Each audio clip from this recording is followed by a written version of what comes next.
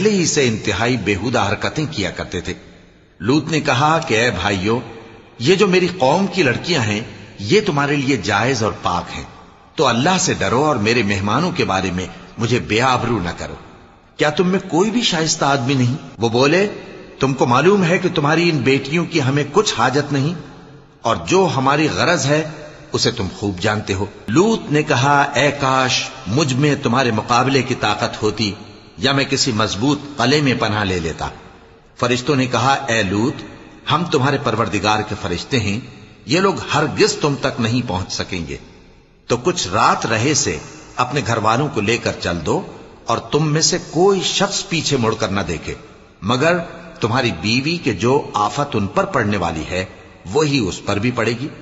ان کے عذاب کے وعدے کا وقت صبح ہے، اور کیا صبح کچھ دور ہے؟ پھر جب ہمارا حکم آیا، ہم نے اس بستی